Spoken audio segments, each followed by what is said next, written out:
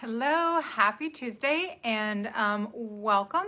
So today we are going to cover better breathing basics. So I just wanted to take a moment and just to think, and ask yourself, well, what type of breather are you? Do you know the type of breather that you are?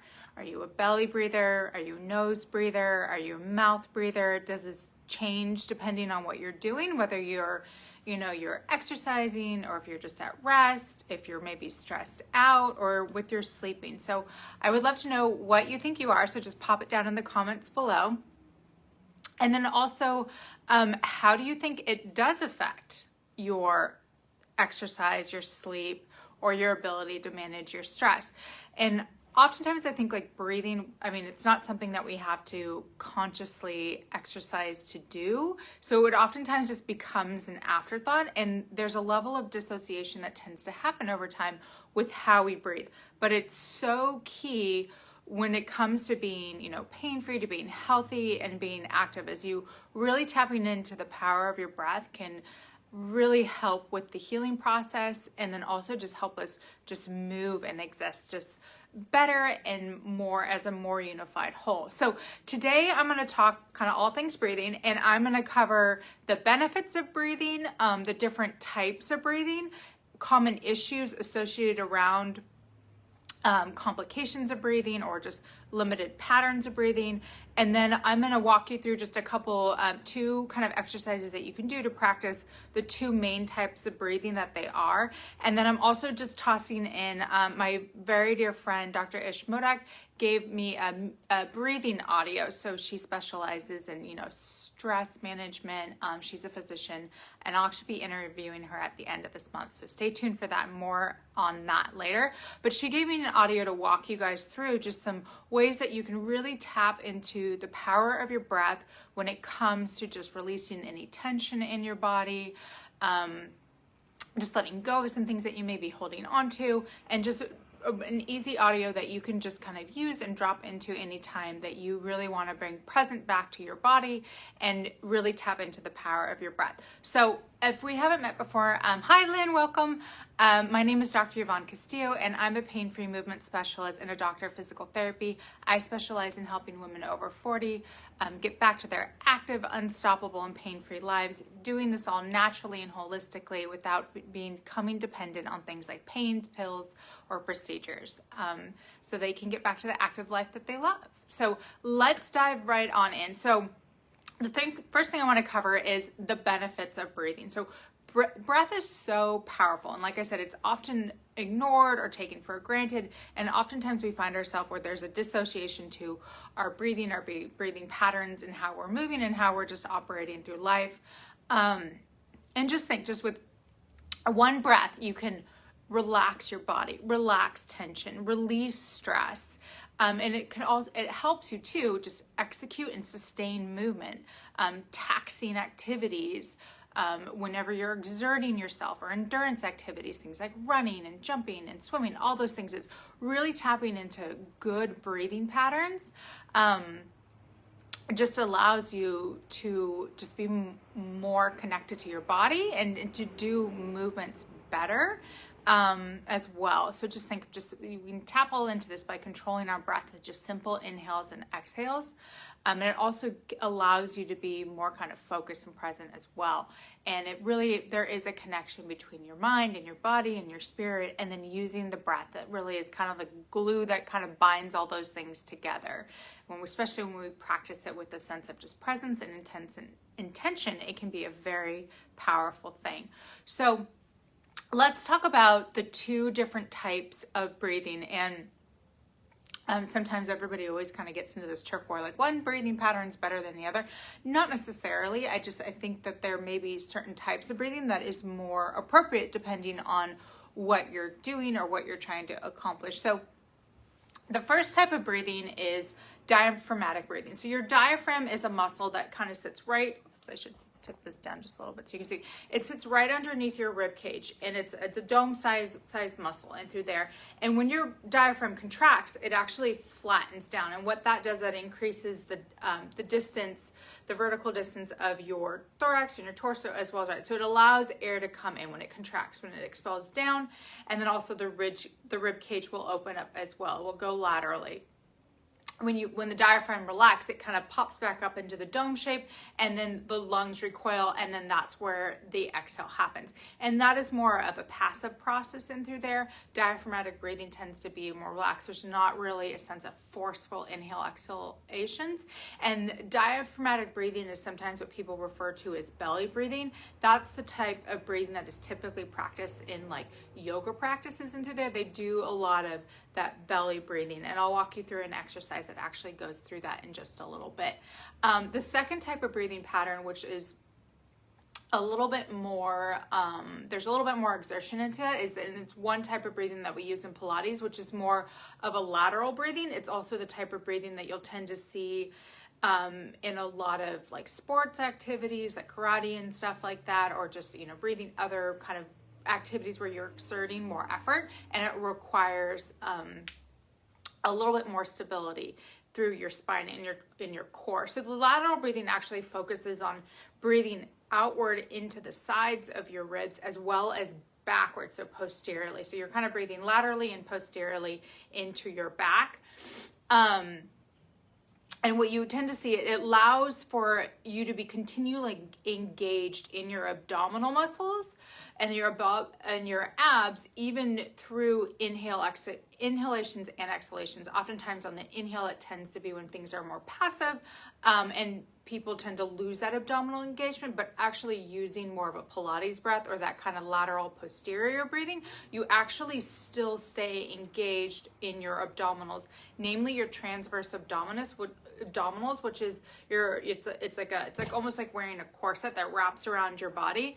And as well as really using your internal and external obliques, which are accessory muscles that actually are involved with breathing, as well as a lot of the muscles that go in between your ribs, which are called your costal muscles as well. So, and with that kind of lateral posterior breathing, with the exhale, it tends to be more forceful, and you really try to almost kind of get every drop of that breath out, and that really engages the abdominal muscles and lets you work a little bit deeper. And it's really important when you're thinking of wanting to protect your spine and your back when you're going through movements, really getting all that exhale out, where it's like literally like those abdominal muscles are just like hugging and protecting your spine and keeping you really strong and through your center when you go to do things like throwing something or lifting something or moving. When you have that exhale that's super strong, and even working on your inhale, it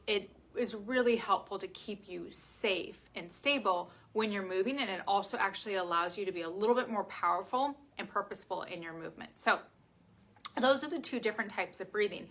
And then if we want to, I'll touch on too, just some things that we tend to see when kind of breathing goes awry, or that people aren't necessarily practicing the best breathing patterns that they possibly can. So oftentimes people will breathe like really rapidly or really shallowly, and what that happens is when you're not allowing for that full inhale and exhale to get all that good nutrients into your body and kind of get rid of all that the toxins in through there, you'll tend to see that people tend to be what we call, it's like hypertrophied. So that means like more development of those muscles kind of in through these neck muscles in through here, as well as let me just take this off. I'm warm now.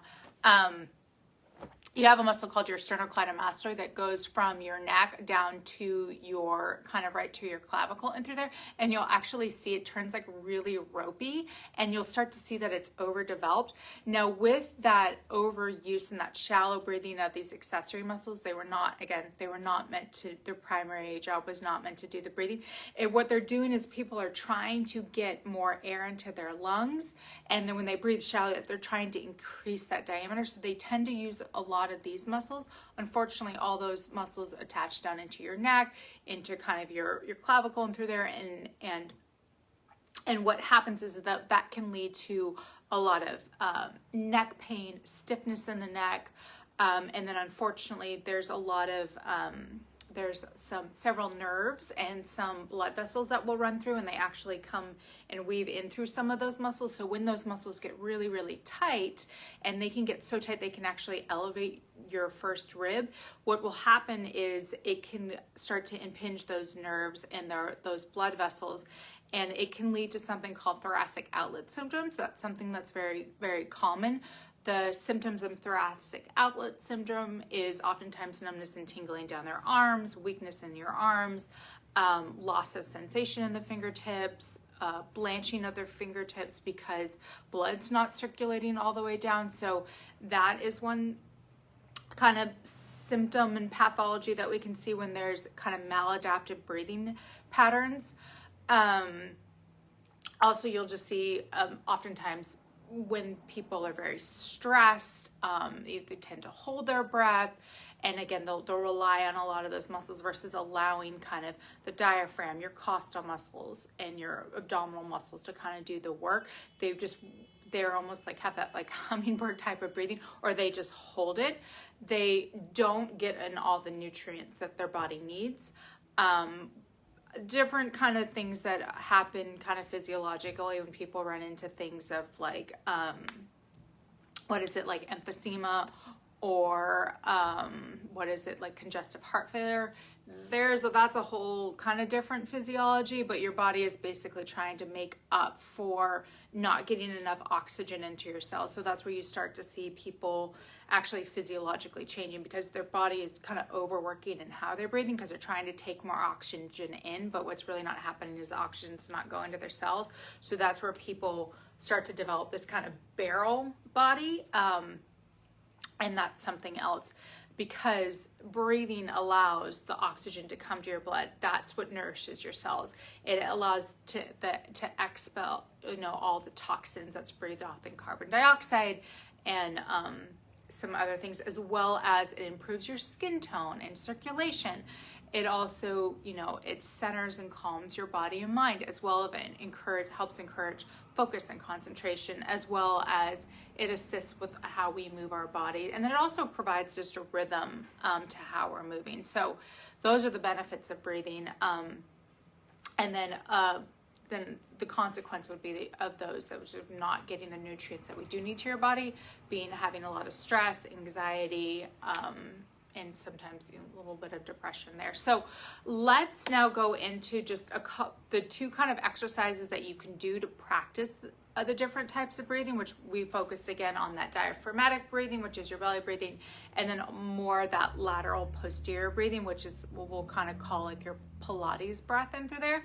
So the first way you can try to work on diaphragmatic breathing, which sometimes people will call like bucket handle breathing. This is like super old school and a lot of people don't know about it, but they refer to that because there's people used to have to pump water, and so you would have a pump handle in through there. And that's why they call it buckle-handed breathing, and I'll walk you through that. But basically what you can do is you can take your right hand, it can be on your chest, so right on your sternum. That's why they call it bucket-handed breathing, because your sternum is supposed to stimulate being a bucket handle. So you can have your hand on kind of your sternum and your chest, so you can feel your rib cage kind of lift and lower, as well as you can put it on your belly and your abdominals. And as you take a deep breath, so just breathing into, and then exhaling all the way out. And Pilates, yoga sometimes still will do kind of sometimes like they'll call lion's breath or thing. Well, they'll try to it all, but really just trying to feel, and this is a great exercise just to, as you're trying to calm yourself, if you're stressed or anything out, but the diaphragmatic breathing can be really nice with that, where you're just taking a nice deep breath in. Sometimes it helps to close your eyes, and then just exhaling all the way out. But as you breathe, you'll start to feel that rise in through your chest, and then you'll also start to feel just the expansion and the lift of your belly. So just trying that for just a nice couple rounds there. So just a nice deep breath in, and then exhaling out. And even just doing a couple nice deep breaths like that, it's pretty amazing. But I don't know about you, I'd love for you to pop it in later, but it instantly just kind of allows you just to center yourself, and you just feel like You know, I just saw, you know, several clients back to back. I just grabbed a little quick lunch in through there. And after just doing a couple cycles of breath, I feel a whole lot calmer and a whole lot breather. You can even hear I'm a fast talker, so I'm slowing down too. So that's a diaphragmatic breath, and that is such a good thing. That's a good thing to do at your desk.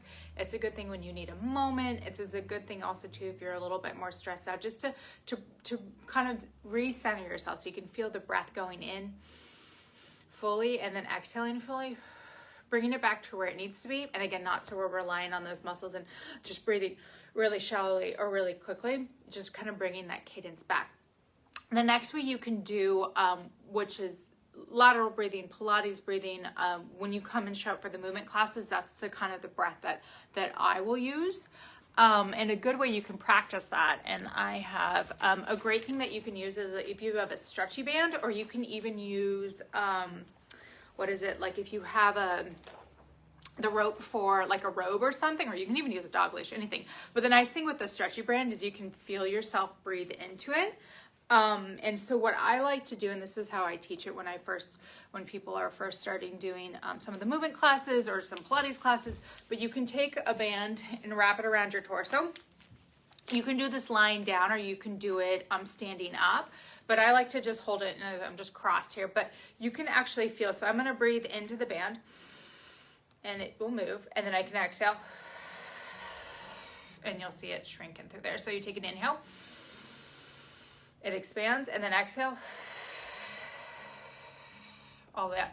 And with the Pilates breathing, it's an inhale through the nose, and it's an exhale, and the exhale is a full exhale, and you really want to get every last drop out, and it's almost like you're blowing out a birthday candle. So it's and just doing that breathing, I feel my abdominals engaged. As I breathe on my inhale, I can feel engagement through my lateral muscles, and as I exhale, I can feel a strong contraction. And it literally is, it's almost like someone's coming from behind you and giving you a big bear hug. And that kind of engagement will help as you go in through doing movements. Also getting that last little bit of a drop of air out, it allows you to really tap into those muscles, as well as it really gets a good cleansing out where you're not holding in that stale air, that residual air volume that tends to stick around. So you're really flushing all of your, that old stale air out. You're getting that new good air in, as well as getting that nice contraction. So that's why that lateral posterior breathing or that Pilates breathing is best. If you have a stretchy band, it's such a good exercise to do. You can do it lying down on the ground. That'll also help you get a little bit of feedback of where you'll feel that expansion. If you don't have a band in through there too, you can also just simply, I like to sometimes just kind of hold myself here and just breathe and then exhale. I can feel it come as well, or into the side. I can feel I'm breathing into my sides and then exhale. You want to get it to the point where your fingers will kind of interlace. So those are some simple breathing practices that you can do. Try and play with those different types of breathing patterns. Try that diaphragmatic breathing, that belly breathing. See how you feel after you've done it. Hopefully a little bit calmer, a little bit more refreshed. It's such a good centering exercise to do. And then maybe as you're doing some of the exercises, Pilates exercises, as you're walking, as you're doing exertional activities, trying more of that kind of lateral breathing on your exhale. Can you make a conscious effort with it and really get those abdominals to fire? Even just when I'm, working with a client, or I'm teaching, as I'm cueing them through the breath, as I'm breathing, even though I'm not physically doing the movement, I will still feel like I'm getting a workout because my muscles are still working and they're working with the breath. And finding that beautiful marriage between movement and your breath, oh my gosh, it will totally take you to a whole new level. One of these days I'll do a full Pilates class with you guys, and it's such a good flow. And you really, once you finish the class, you literally are floating on air because you have to be so focused and intentional and present, but then that breath along with the movement, just having that natural rhythm that our body craves. And just, moving and releasing things that need to be released, just physically, mentally, emotionally, everything. There's nothing quite like it. I absolutely love it. So that is the breathing basics. So just today to recap, we covered the benefits of breathing, the two different types of breathing, which are your diaphragmatic breathing, the belly breathing, and then your Pilates breath, which is the lateral posterior breathing. We talked about a couple common issues that we tend to see when there's a limitation in the breath and some of the physiological changes that will happen as a consequence to that. And then lastly, I finished up just walking you through those two exercises for you to work on at home to work on that diaphragmatic breathing and that lateral posterior breathing, also known as the kind of Pilates style breathing. So I hope that was enjoyable. I hope you love those exercises. I will also pop in that audio that I told you that my friend Dr. Ish did for us, that's specifically for you guys, so you can listen to that. It's breathing focused more to help target just some stress relieving. So maybe you can practice the belly breathing as you're going through that audio. It's just a couple minutes, but it's absolutely fantastic. She's lovely, love her to bits and pieces, and you'll get to meet her at the end of this month too. So I would love for you, if you're watching this later, #replay, put in here your comments below. And then tomorrow we are tackling all things shoulder mobility. I am a super big geek. I absolutely love the shoulder, and we're gonna go in we're going to start to scratch the surface with the shoulder and begin the conversation about shoulder mobility. So have a fabulous rest of your Tuesday, and I will see you tomorrow. All right, bye. Thanks for showing up, Lynn.